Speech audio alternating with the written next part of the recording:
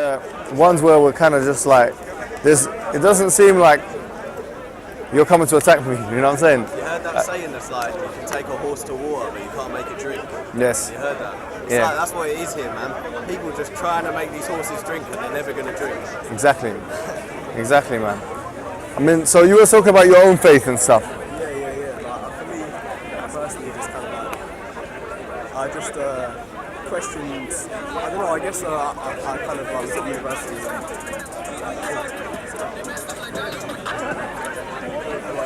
Yeah, go ahead. Take time. So, in the meantime, go ahead. What was the question? Sorry. You said you were talking about.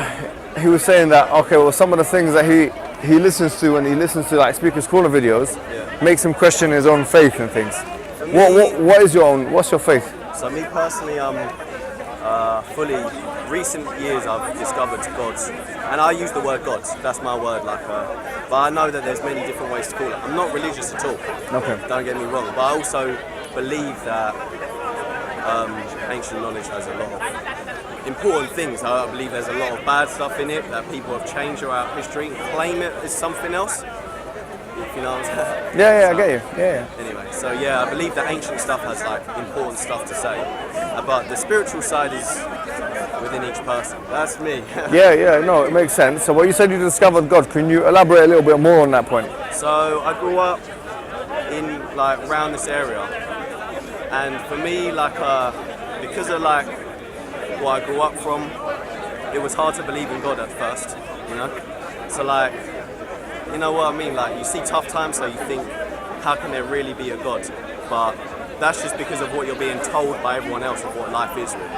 And then once I started to really open my mind and think about why I was really here, what this place was, this is what for me made me start believing in God. To be honest, I started opening doors. This is a bit of a random one, but when I heard about 9/11 stuff, that was the first trigger for me in a way. Conspiracy theories, opening up into the world of like what was truly going on. So, Right. So you say that you believe in God, but you're not that religious in that sense. Okay, so I would. For me, I personally believe that the ancient stories are basically true. But say, for example, I don't want to. I'm careful saying this. No, say what you need to say, man. Be as open as possible. I don't agree at all with Christianity in the way that I believe the Old Testament stands as a story from start to finish, and I think Christianity came along after that, and I don't think it's actually related myself. I also think, based on something I've read about, these almond priesthoods in Egypt, that this kind of seems to me like the origins of like the Catholic Church, in a way, or maybe, some of earlier roots of it, and so I don't personally agree with that part. Okay, I see what you're saying. So we can start with the premise that you believe in God, yeah? Yeah. That there is a creator to this universe, that he created us, created the universe, he positioned human beings on a planet called Earth. That's their placement, and he's sustaining us, he's maintaining us, he's all these things, yeah? That's very good, okay? Now the question is did he create us for a reason, or did he create us for no reason? I believe that the whole purpose of all of this is obviously for us. It wouldn't exist if it wasn't for us to begin with. Right. No one else experiences this level of consciousness. We're separate from everything else. We obviously are. We are at least the children of God. At least, you know what I mean? I can see what you're saying, for sure. You're saying that the Earth, the universe, everything, so it seems like we've been strategically placed in such a way as would allow for us to take advantage of everything else more so than the opposite. Or just that, in the way that the only thing we know that can appreciate the colour green is people. Right. Like a dog or something. Very powerful. Very good. Yeah. I love green. You know what I'm saying? But basically, we That's appreciate good. things on the next level. I think that's a very good, nice way of putting that. That's a quote maybe some people are going to use now. You never know. God bless you. But what I was going to say to you is let's take it one step further. Let me ask you a question. Do you think there is a purpose of life? A defined purpose of life? Defined by God, for instance. I guess there there actually is, yeah. There has to be. And once you know it, that's when you're ready to leave it. Right. Because Yeah. I was going to say to you, that's exactly what we believe, right? Here's the Islamic belief system. I'll tell you now. The Islamic belief system is that God created us, God maintained us, God sustains us. He strategically placed us on the earth and gave us the ability to know ourselves and to know Him. Okay? And then He fixed for us a purpose. And that purpose is to submit to His will. Now let me tell you what that means in a little bit more detail. If you look around, there are laws of physics, if you like, laws of nature. And if you look around, those laws of nature appear to be fixed. There appears to be some kind of, right? Everything within the universe, within the cosmos, seems to be in compliance with the laws of nature. everything goes in. Yeah. Now, if there's a law, that implies there's a lawmaker. In that sense, the Quran indicates to us that God, just in the same way as He put everything in the universe, and everything within the universe is submissive to Him. In the same way, human beings have to also be submissive to Him. So, in other words, in order for us to be one with nature, we have to do what everything else in nature is doing, which is submitting to the laws of God.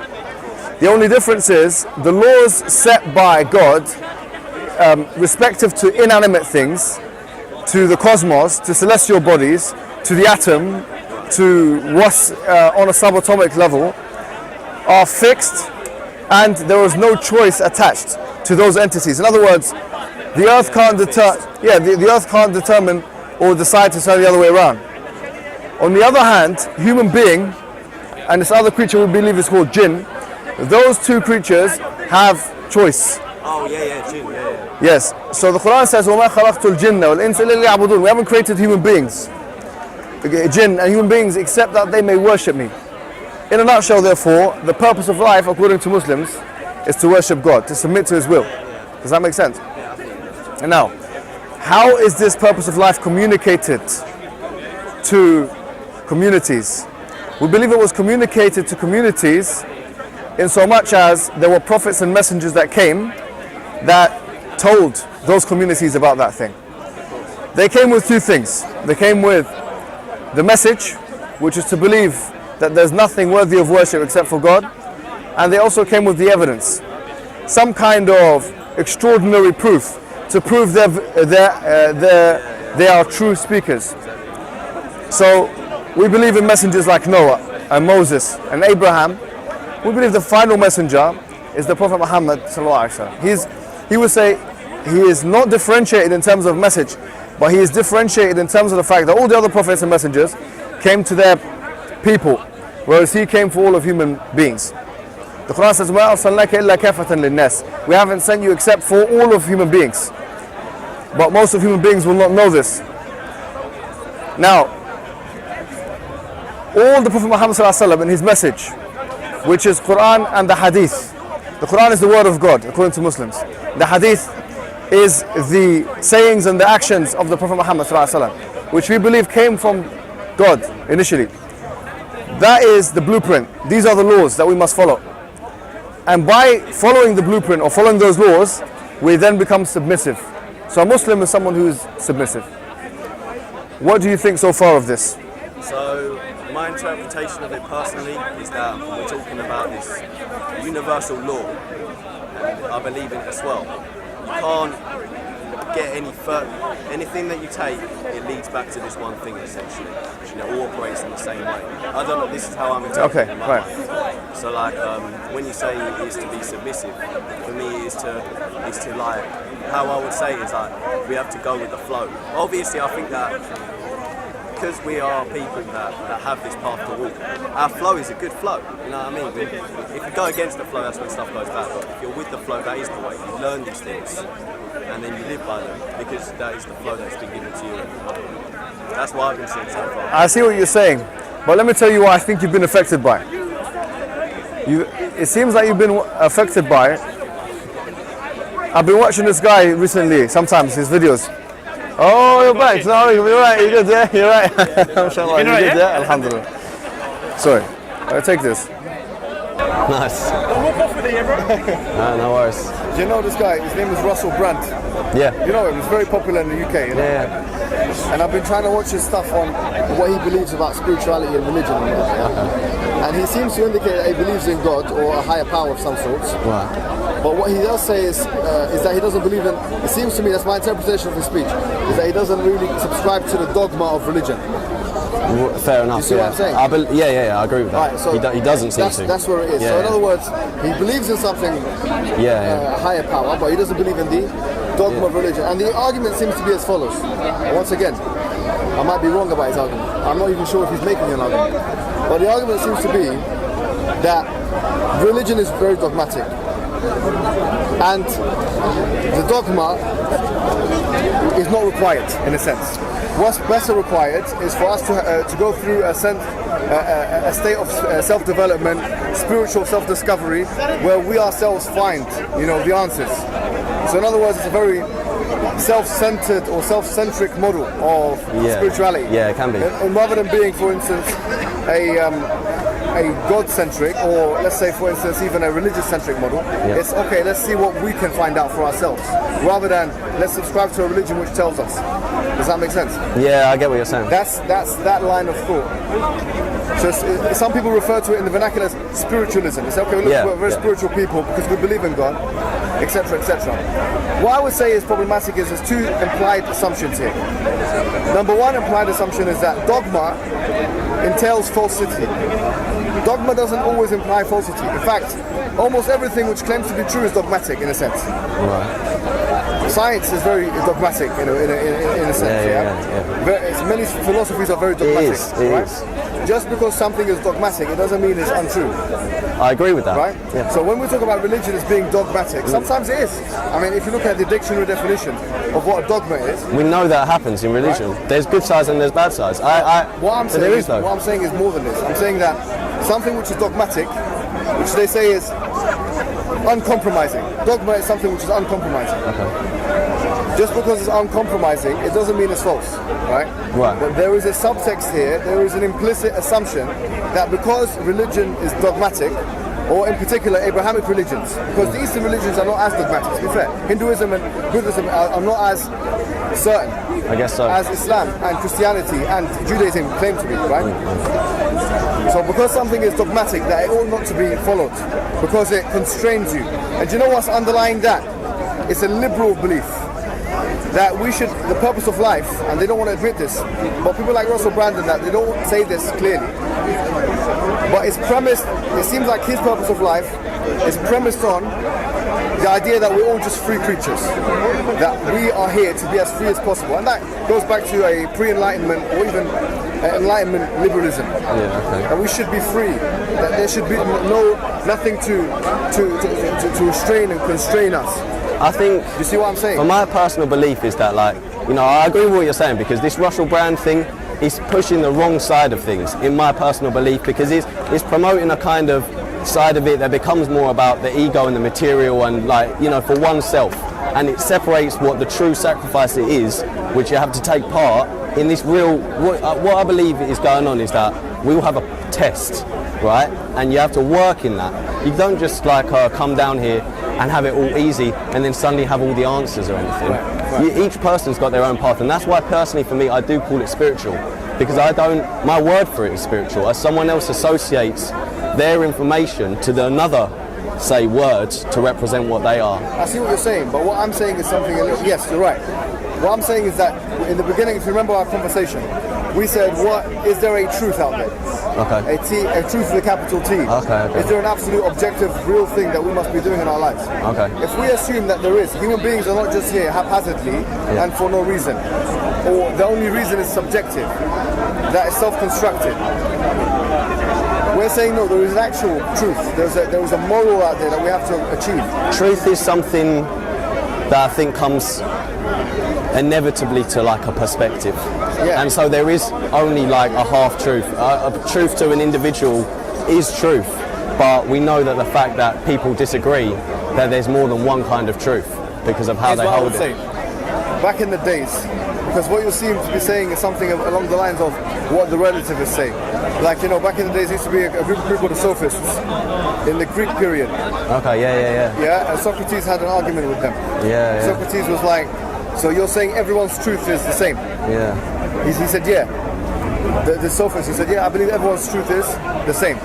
If you're saying everyone's truth, everyone is entitled to truth, you're making the same argument. Now Socrates turned around and said what? He said, okay, my truth is that my truth is that there is an absolute truth and that relative truth is not true. Is that true? If that becomes true, all the other truths become false. Yeah. Right, so in that sense, this relativist model where everyone can just do what they want, or a liberal model, whatever, it doesn't answer any questions and doesn't have any hard objective way of realizing that it is. What I'm saying is this: the truth is one. The same creator that created human beings, and he knew what it would require for them to be in this universe, to live, prosper, to realize themselves in him, is the same creator which fixed for us the commands, in this case the Quran, and this is what we believe. All of those books are instructions from the creator. Yeah. Okay, they're guidance. Yeah. Right? So does it make sense that the creator would instruct human beings in that capacity, that he would give them guidance? Well, that's a big question, but I personally do believe that, just basing it on my own moral compass and what I believe the ancient were saying, that God sent that yeah, he did, because clearly these are good way to like balance yourself. Well, look, it says it there. I feel, you know, that's right, and when I did that, it felt wrong. That yeah, they're telling the truth. So that's for me. Like that's my belief. Yeah. Perfect. So if that's the case, then we have all of these prophets that came to deliver what they thought or what they say God revealed to them, which they had evidence for. Yeah. Okay. We had Jesus, we had Moses, we had Abraham, and we had Muhammad. Right. Now, why we're differentiating from Christians?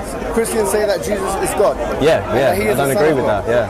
And we're saying that Jesus could not be God and that God did not have any children. That's one of the main things for me, is that it says in the Old Testament, worship no God above me. Yes. And then obviously later on it comes back round, it's like, guys, I died for your sins and worship me and it's all good. Exactly. And obviously, so here, Islam goes against this. It says that God doesn't have any children. He doesn't have any partners. That no man can be God, right? That Jesus is not God. All of those things, right? So, in a nutshell, what I'm saying to you is that what makes more sense to you? What makes more sense to you on the outset? The Islamic model or the Christian model? Islamic model, 100%. Alright, so but I don't know enough about the Islamic model myself, I'll be honest. Haven't really. But all you need to know for now is that Islam is a religion which confirms all of the religions that came before in terms of the Abrahamic religions, but fixes that which we believe went wrong. So for instance, the idea that Jesus is God, the Son of God, etc., that we don't believe in. We believe there's one God, one ultimate, supreme creator of the universe. Of course. And that he set the purpose and there's no other God except for him. Yeah, and that we worship him. I agree with that stuff. That's And we will say that all the prophets came only to tell the people about that, and Prophet Muhammad was the final messenger. Does that make sense? Yeah. So it seems to me like what you've done, in effect, is you've agreed with Islam. Oh no, of course. Yes. Like if you say this is Islam to me, and you say what you just said, I agree 100% with Islam. So what you need to do then, the next step, naturally, is that what we usually say, you know what I'm talking about.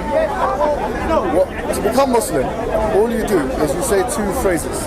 What are the phrases? You say, Ashhadu an la ilaha illallah, wa ashhadu anna Muhammadan Rasulullah. What does it mean? I testify there's only one God worthy of worship, and I testify that Muhammad is the final messenger. The Muhammad is the messenger, that bit is the only bit I haven't researched that. Okay. The first bit I'm happy to say, you know what I mean? Yes. Like, what objections do you have so far? Because what we know of Muhammad sallallahu alaihi wasallam? Nothing. Very good. Okay, so let me give you a quick overview. Muhammad was a man who was born in Arabia. Okay, and this man, he went to a cave. He lived 40 years. He lived in a cave. He went to a cave called Ghar Hira. He went to this cave, and then revelation started to come to him. So the angel grabbed him and said, "Iqra, read." So he said, "I can't read," because he was actually illiterate. So the angel came again and said, "Iqra." So he said, "Read." So man Abu Khari, he said, "I can't read." So the angel came again and said, "Iqra." So recite in the name of your Lord. Iqra bismi rabbika alladhi khalaq, the one who created human being from a clot. Recite in the name of the Lord, the one who taught the human being with the pen. Yeah, these were the first verses of the Quran that were revealed. Now, over a span of 23 years, the Quran would come down piecemeal, in interval way, bit by bit, until he died. Now what we have is the full Quran. Now, some of the evidences that the Quran is in fact from God and could not be from a human being are as follows. The Quran makes a challenge. It says, فَأْتُوا بِسُورَةٍ مِّن مِثْلِهِ وَدَعُوا شُهَدَاءَكُم مِّن دُونِ اللَّهِ إِن كُنتُمْ صَادِقِينَ. It says that if you believe it's from other than God, then try and make a chapter like it. Sorry, what? One more time. If you believe this book is from other than God, Okay. Oh, try and make. yeah, make something like it. Okay. In other words, the Arabic language, the predictions in the Quran, the structure of the Quran, the power of the Quran, the fact that the Quran changed human beings in a way that no other book did and could. All of those things, that is a challenge for human beings, and no one has been able to meet that challenge. Even the strongest linguists of that time, strongest grammarians, could not meet that challenge. The Quran says, قُلْ إِنَّ اجْتَمَعَتِ الْإِنسُ وَالْجِنُّ على أن يأتوا بمثل هذا القرآن ما يأتون بمثله ولو كان بعضهم لبعض ظهيرا. If all of human beings and the jinn came together to try and construct something like this Quran, they would not be able to construct anything like it, even if they helped each other.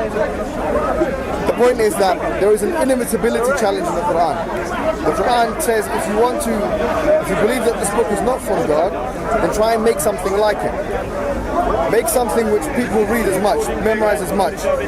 Make something which captures the minds as much. Yeah, exactly. I agree with all of that stuff. I agree with all of that stuff, and I personally do believe that that stuff is definitely from God. That is like these initiating things that we needed for this. For this all, we've been brought here through this, this guidance from one point, and I agree with all of that stuff. Don't get me wrong. The Quran also says, if this book was from other than God, لَوَجَدُوا فِيهِ اخْتِلَافًا كَثِيرًا, they would have seen in it many contradictions. So the point is this, it's not only that it's inimitable, but it doesn't have any contradictions. When you see people talk, usually you find contradictions in what they say. But this book has no contradictions, and it challenges people to find contradictions. And people try and find contradictions. But the thing is, the book still stands, and the people still believe in it. Nice. And so as far as we're concerned, no damning evidence has ever been presented for 1,400 years. Okay. Moreover, the Quran makes predictions of the future. Yeah. And human beings cannot make predictions of the future. By their nature, if I tell you something, I can only be speculative in my judgment. If I say, look, tomorrow, I don't know what team you support, Portsmouth, yeah? One thing though, Go ahead. you actually believe human beings can't see the future? I believe that human beings can see the future with God's help. Yeah, exactly. Yes, exactly. So the Prophet Muhammad, for instance, the Prophet Muhammad was given a range of different prophecies, a range of different predictions. He made a range of different predictions of the future. And the Quran even makes some. So the Quran talks about the fact that the Romans would defeat the Persian Empire. Yeah. Tells us exactly where and the that's going to Persians be. would be defeated by the Greeks, and the Greeks would be defeated by the Romans. These things are mentioned in the It's Quran. their dream, innit? The Nebuchadnezzar's dream or something. But here's the thing. You know when you have someone who predicts the future, they might make 100 predictions. But of those predictions, you find that which actually contradicts the initial premise. Let me give you an example. The Jehovah's Witness, they made a prediction. They said in 1971 or 1977, it's going to be the end of the world. Okay. They said it's going to be the end of the world. Obviously, us speaking here in 2018, Made it. it falsifies that prediction. Yeah. So which shows us something. It shows us that not only are predictions important, but if the predictions are falsified, that they're disproven. They called this state the Great Depression afterwards, because they realized that actually it couldn't be revelation. That particular thing. How could it be a revelation? Now here's the point.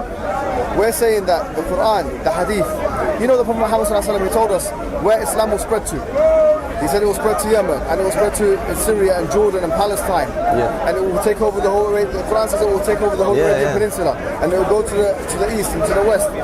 It's all been foretold. It's all been foretold. Yeah. You see, even the Quran says, the Hadith says that you will have Constantinople, and that will be conquered. Constantinople is Istanbul. And at that time, it was the heartland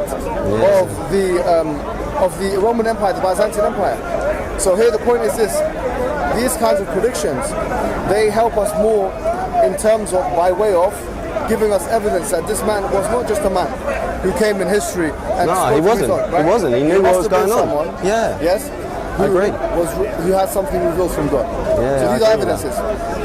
So if you believe in this now, we'll go back to what we originally said. The thing is, like, I believe that all of those things are foretold, and I believe in them.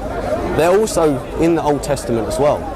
They are. There are some things that doesn't make me a faith associated to that. Like what I've just mentioned is not in the Old Testament. Which bit? The fact that there's a prediction about what's going to happen with Roman and the Persians. That bit is. That's in the Bible. That's in Nebuchadnezzar's dream. No. Is it? I'm not talking this specific battle, because look, the Quran says غُلِبَتِ الرُّومُ فِي أَدْنَى الْأَرْضِ وَهُمْ مِنْ بَعْدِ غَلَبِهِمْ سَيَغْلِبُونَ فِي بِضْعِ سِنِينَ لِلَّهِ الْأَمْرُ مِنْ قَبْلُ وَمِنْ بَعْدُ يَوْمَئِذٍ يَفْرَحُ الْمُؤْمِنُونَ. It says that the Romans have been defeated. They have been defeated. غُلِبَتِ الرُّومُ فِي غُلِبَتِ الرُّومُ. The far corners of the earth. No, the Romans have been defeated, and that they will defeat the Persians after in 3 to 9 years, and it will happen in a nearby lowland. Let me tell you something. Do you know this battle? It took place exactly 8 years after this verse came down. Really? The Romans did defeat the Persians, but not only did they defeat the Persians 8 years afterwards, like the Quran said, 3 to 9 years, but they also happened in a place which was geologically. Where it said it was? It happened in the banks of the Dead Sea, which is in present-day like Palestine area. Yeah? Okay. If you look at the word Edna in Arabic, it means a nearby lowland. And if you look at that place geologically, it is close to Saudi Arabia, geographically, but geologically, it is actually the lowest place in the world. It's the lowest part. Get a map, because you get these maps sometimes, which tell you the altitudes of certain areas. You'll find that, for example, the mountainous regions are in red or something, and the low regions are in blue. Right. This region is the most blue part of the whole map, and the reason why is because it's the lowest part of the earth. So the Quran says, "Vi adna al-ard," in the nearby lowland. So it's nice. Very, very specific information. Yeah, it is. It's not just because I can say, look, Man United is going to win the Premiership Cup, yeah? That's a very vague kind of prediction. Right. But if I tell you who they're going to beat and where they're going to beat them and how they're going to beat them, exactly. The last game and everything, If I knew that information, I'd be a millionaire, wouldn't I? Yeah, you would. Because I could at least, go mate. to William Hill. Yeah, exactly. You know, at least a millionaire, here's the man. money. The point I'm making to you is this. I'm making to you is that when it comes to predictions, there are foolproof way to see to what extent someone could be talking to the truth from God. Because no one can, by certainty, know the truth, the full truth, and nothing but the truth of the future. Right, yeah. No one I could do that. I agree. Right, so you had Nostradamus and these people. But if you look at their corpus of predictions, you had some things which made sense, some other things which are very generic, and other things which were false. Yeah. So it's not the same as these kinds of things here. So from that angle, these are evidences that this man was speaking the truth. So what do you think? Well, I appreciate the amount of knowledge you have to support it, and I agree with it all. Like in terms of, I like the fact that you've got the supporting facts of like how the what's holding you back at this from saying it. Yeah. Just because I agree with everything about the gods. Yes. Right, I worship. Like the God, the Almighty God, anything that says that He is the denomination of all, yes. Obviously I have to agree with it. Yes. And the fact that I also agree that like God can give us infinite power, and He's led us this way so far through prophets, essentially. What multiple different people are saying these prophets exist, or whatever the word is for them, and I believe in it as well. Or like I in fact feel like I know it's real. You know what I mean? Like yes. I know. Like the thing that I don't know. It's just maybe because I feel like it becomes down to me and God at the end of the day. I'm not putting down the religion. I still look at it and will like study it. Do you mind if I ask the question what you just said? No, please no. No, you asked. I know. He showed me who you are. Not on it. We're here to have a conversation, and I know you're here only to shut down any conversation with a Muslim. Yeah. I didn't even ask my question. He made some statements. I want him to back up. He's interested in your response. You just make those They don't want it. Yeah, we're not on it. This is speaker's code, so if you don't want it, then just move on. So- He made some claims. That's what I'm saying. He made some claims. I want him to back I'll tell you what the best thing for me to do is, yeah? It's good. I'll give you my number. We can talk. God bless you, man. God bless you. You might have some questions and stuff like that. Okay, yeah, lovely. And I think that you're a very, very genuine guy, very sincere. And I don't want to put any pressure on you. No. Do you know what I'm saying? Okay. But I'll say one thing, right? One thing we believe as Muslims is that when you embrace Islam, that all of the previous sins that you may have committed, they are wiped away.